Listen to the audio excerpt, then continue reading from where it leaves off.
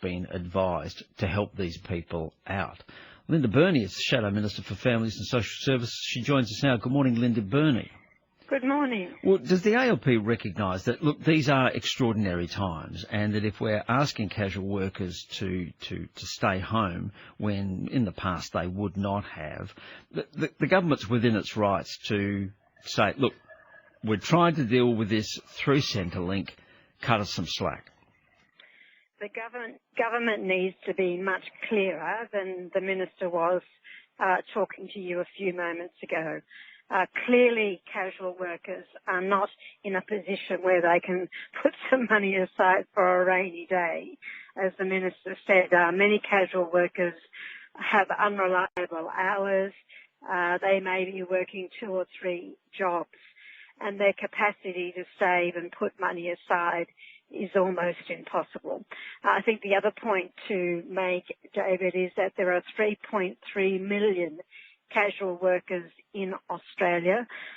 Some of them are on contracts, obviously, and it makes it incredibly difficult. And I think that the government needs to give some reassurance to casual workers that their position is going to be considered in terms of their response to the virus. So what does that mean in practical terms?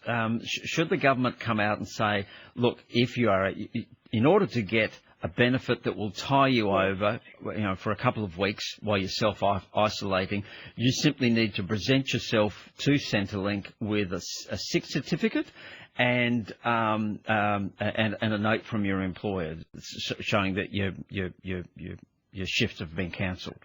Well, it's up to the government to determine what should happen. My simple message is that there are so many people in Australia now that are casual, with unreliable hours, with a potential of not being able to afford to self-isolate, that whatever the stimulus package is, whether it's going to Centrelink to get a benefit, whether it's a one-off payment, whether it's compensating employers, it needs to be made clear very quickly. Otherwise, we are going to have the very real possibility of casual workers, because they cannot afford to self-isolate, going to work when they really should be self-isolating. Yeah, and you'd have to be careful how you manage this, wouldn't it? If you wouldn't want a whole lot of sick people turning up to government offices and sitting around as a crowd in a Centrelink office, either in Parramatta or at Glenelg, saying we need some money. Well, absolutely. There are the announcement today of pop-up clinics. I believe there's a drive-through clinic in Adelaide.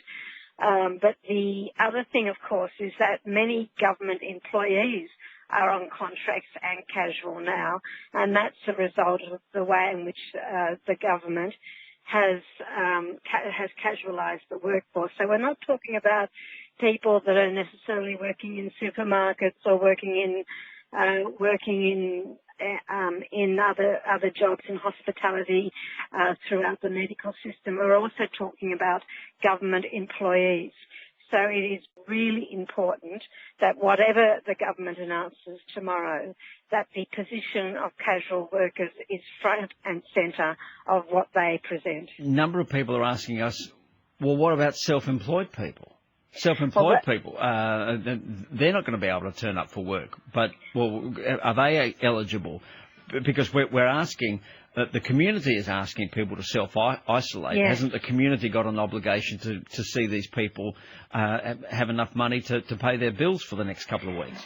Well, self-employed people is a whole other question. Of course, the very important role that small business plays in the economy. Many of those people are self-employed or employ a small number of people, and they simply don't have the fat in their budget to be able to get through this situation.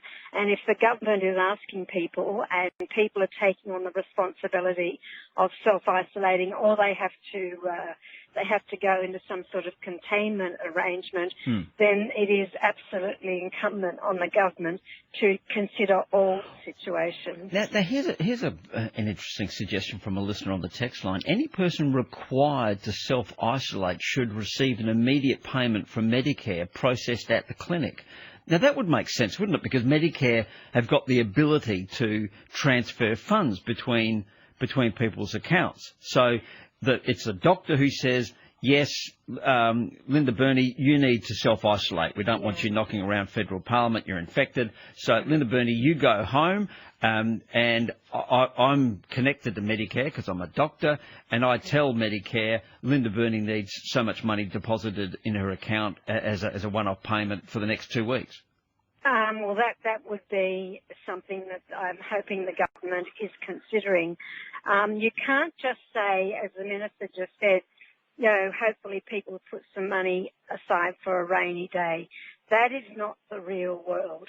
The real world for people, even in reasonably paid positions, is that they are about 1 month away from destitution, and the reality must be understood by the government. I mean, I've been listening to the radio, David, this morning here in Sydney, and just people ringing in with real life situations of, I live in a share house, there are 5 of us. If I have to self-isolate, what does it mean for the rest of the people in that share house?